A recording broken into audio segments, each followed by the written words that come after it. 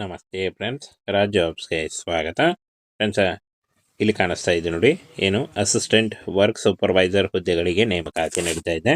Both male and female, ಪುರುಷ ಮತ್ತು ಮಹಿಳಾ ಅಭ್ಯರ್ಥಿಗಳು ಇಬ್ಬರು ಅರ್ಜಿಗಳನ್ನ ಸಲ್ಲಿಸಬಹುದು. ಸಂಪೂರ್ಣವಾಗಿ ಈ ಒಂದು ಹುದ್ದೆಗಳು ಕಾಯಂ ಉದ್ಯೋಗಗಳಾಗಿರ್ತವೆ, ಹಾಗೆ ಸರ್ಕಾರಿ ಉದ್ಯೋಗಗಳಾಗಿರ್ತವೆ ನೋಡಿ. ಇನ್ನು ಸ್ಟಾಕ್ ಅಸಿಸ್ಟೆಂಟ್ ಹಾಗೂ ಸೂಪರ್ವೈಸರ್ ಹುದ್ದೆಗಳು ನೋಡಿ 390 ಹುದ್ದೆಗಳಿದ್ದಾವೆ.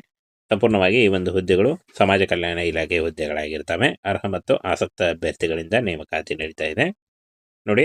ಸ್ಟಾಕ್ ಅಸಿಸ್ಟೆಂಟ್ ಹಾಗೂ ವರ್ಕ್ ಸೂಪರ್ವೈಸರ್ ಹುದ್ದೆಗಳಾಗಿರ್ತವೆ. ಇನ್ನು ಈ ಒಂದು ಹುದ್ದೆಗಳು ಕಾಯಂ ಉದ್ಯೋಗಗಳಾಗಿರ್ತವೆ ಹಾಗೂ ಸರ್ಕಾರಿ ಉದ್ಯೋಗಗಳಾಗಿರ್ತವೆ ನೋಡಿ.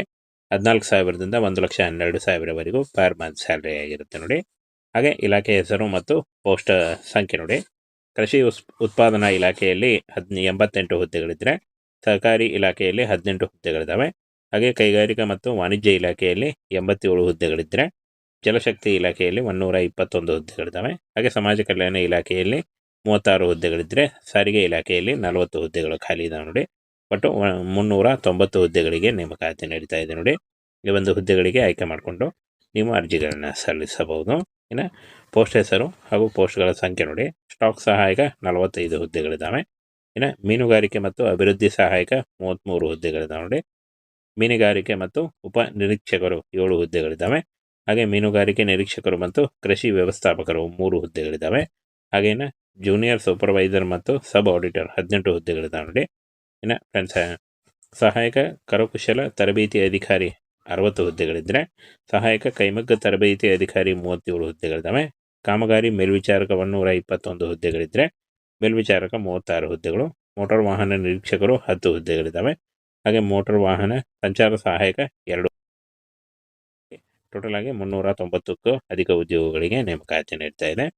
ಫಿಟ್ಟರ್ 10 ಹುದ್ದೆಗಳು, ಗ್ರೀಸ್ ತೊಳೆಯುವ ಯಂತ್ರ 8 ಹುದ್ದೆಗಳು, ಹಾಗೆ ಮೆಕ್ಯಾನಿಕ್ 8 ಹುದ್ದೆಗಳು, ಅಂಗಡಿ ಅಧಿಕಾರಿ 1 ಹುದ್ದೆ, ಅಪೋಲ್ಸ್ಟರ್ 1 ಹುದ್ದೆಗಳಿದಾವೆ ನೋಡಿ. ಇಷ್ಟೊಂದು ಹುದ್ದೆಗಳು. ಈ ಒಂದು ಹುದ್ದೆಗಳಿಗೆ ಆಯ್ಕೆ ಮಾಡಿಕೊಂಡು ನೀವು ಅರ್ಜಿಗಳನ್ನು ಸಲ್ಲಿಸಬೇಕಾಗತ್ತೆ. ಶೈಕ್ಷಣಿಕ ಅರ್ಹತೆ ನೋಡಿ. SLC, ITI ಅಥವಾ ಡಿಪ್ಲೊಮಾ, ಯಾವುದೇ degree, BSc, BFSc, any degree, MSc ಅಥವಾ MFSc, ಈ ಒಂದು ಏನು ಎಜುಕೇಷನ್ಗಳಲ್ಲಿ ನೀವು ಯಾವುದಾದ್ರೂ ಒಂದನ್ನು ಮಾಡಿಕೊಂಡಿದ್ರೂ ಕೂಡ ನೀವು ಅರ್ಜಿಗಳನ್ನು ಸಲ್ಲಿಸಬಹುದು. SLC, ITI, ಡಿಪ್ಲೊಮಾ ಆದಂಥ ಅಭ್ಯರ್ಥಿಗಳು ಕೂಡ ಈ ಒಂದು ಹುದ್ದೆಗಳಿಗೆ ಅರ್ಜಿಗಳನ್ನು ಸಲ್ಲಿಸಬಹುದಾಗಿರುತ್ತೆ ನೋಡಿ. ಮೊದಲಿಗೆ ನೋಡಿ, ಪೋಸ್ಟ್ ಹೆಸರು ಮತ್ತು ಅರ್ಹತೆ ನೋಡಿ. ಸ್ಟಾಕ್ ಸಹಾಯಕ SLC ಪಾಸ್ ಆಗಿರಬೇಕಾಗುತ್ತೆ.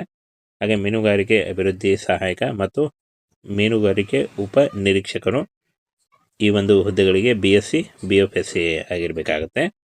ಹಾಗೆ ಮೀನುಗಾರಿಕೆ ನಿರೀಕ್ಷಕರು ಕೃಷಿ ವ್ಯವಸ್ಥಾಪಕರು MSc ಅಥವಾ MFSc ಆಗಿರಬೇಕಾಗುತ್ತೆ. ಜೂನಿಯರ್ ಸೂಪರ್ವೈಸರ್ ಸಬ್ ಆಡಿಟರ್ ಈ ಒಂದು ಹುದ್ದೆಗಳಿಗೂ ಕೂಡ ಡಿಗ್ರಿ ಕೇಳಿದ್ದಾರೆ. ಹಾಗೆ ಸಹಾಯಕ ಕರಕುಶಲ ತರಬೇತಿ ಅಧಿಕಾರಿ ಮತ್ತು ಸಹಾಯಕ ಕೈಮಗ್ಗ ತರಬೇತಿ ಅಧಿಕಾರಿ ಈ ಒಂದು ಹುದ್ದೆಗಳಿಗೂ ಕೂಡ ಪದವಿ ಕೇಳಿದ್ದಾರೆ ನೋಡಿ. ಇನ್ನು ಕಾಮಗಾರಿ ಮೇಲ್ವಿಚಾರಕ SLC ಅಥವಾ ITI ಮೇಲ್ವಿಚಾರಕ ಈ ಒಂದು ಹುದ್ದೆಗಳಿಗೆ PUC ಆದಂಥ ಅಭ್ಯರ್ಥಿಗಳು ಅರ್ಜಿಗಳನ್ನು ಸಲ್ಲಿಸಬಹುದು. ಇನ್ನು ಮೋಟಾರ್ ವಾಹನ ನಿರೀಕ್ಷಕರು ಹಾಗೂ ಮೋಟಾರ್ ವಾಹನ ಸಂಚಾರ ಸಹಾಯಕ SLC ಅಥವಾ ITI ಅಥವಾ ಡಿಪ್ಲೊಮಾ ಅಥವಾ ಯಾವುದೇ ಒಂದು ಡಿಗ್ರಿನ ಅರ್ಜಿಗಳನ್ನು ಸಲ್ಲಿಸಬಹುದು.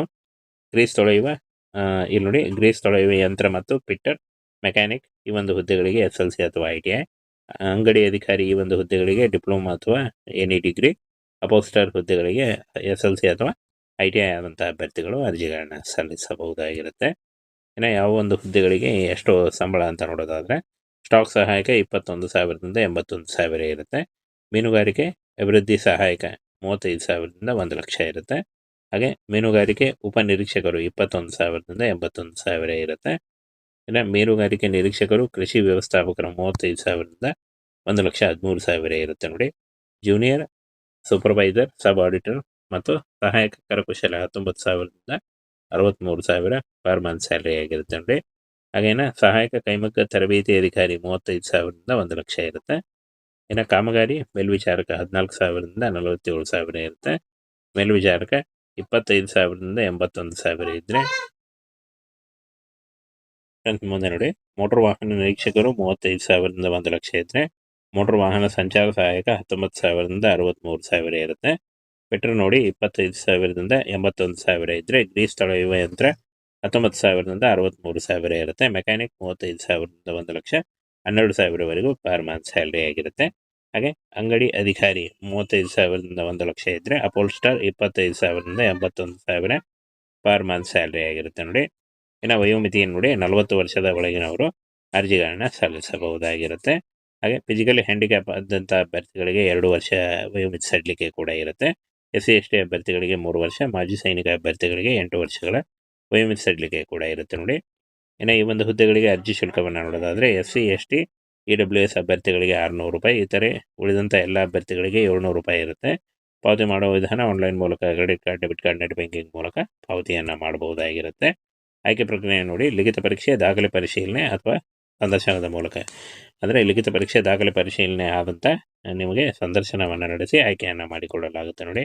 ಆನ್ಲೈನ್ ಮೂಲಕ ಅಫಿಷಿಯಲ್ ವೆಬ್ಸೈಟ್ಗೆ ಹೋಗಿ ನೀವು ಅರ್ಜಿಗಳನ್ನು ಸಲ್ಲಿಸಬೇಕು. ಅರ್ಜಿ ಸಲ್ಲಿಸುವಾಗ caste income certificate, photo, educational documents, Aadhaar card ಇಷ್ಟನ್ನು ತೆಗೆದುಕೊಂಡು ನೀವು ಅರ್ಜಿಗಳನ್ನ ಸಲ್ಲಿಸಬಹುದು. ಇಂಪಾರ್ಟೆಂಟ್ ಡೇಟ್ಸ್ ನೋಡಿ, 27/1/2026ರಿಂದ 25 ಫೆಬ್ರವರಿ 2026 ಅರ್ಜಿ ಸಲ್ಲಿಸಲಿಕ್ಕೆ ಕೊನೆಯ ದಿನಾಂಕ ಆಗಿರುತ್ತೆ ನೋಡಿ. ಈ ಒಂದು ಕೊನೆಯ ದಿನಾಂಕದೊಳಗಾಗಿ ನೀವು ಅರ್ಜಿಗಳನ್ನು ಸಲ್ಲಿಸಬಹುದು. ಹಾಗೆ ಇದುವರೆಗೂ ಯಾರು ನಮ್ಮ ಟೆಲಿಗ್ರಾಮ್ ಚಾನಲ್ನ ಜಾಯ್ನ್ ಆಗಿಲ್ಲ, ಈಗಲೇ ಜಾಯ್ನ್ ಆಗಿ ಹೆಚ್ಚಿನ ಉದ್ಯೋಗ ಮಾಹಿತಿಗಳಿಗಾಗಿ ಹಾಗೂ ಈ ಒಂದು ಹುದ್ದೆಗಳ ಬಗ್ಗೆ ನೋಟಿಫಿಕೇಶನ್ ಬೇಕಾದಲ್ಲಿ ನಮ್ಮ ಟೆಲಿಗ್ರಾಮ್ ಚಾನಲ್ನ ಜಾಯ್ನ್ ಆಗಿ.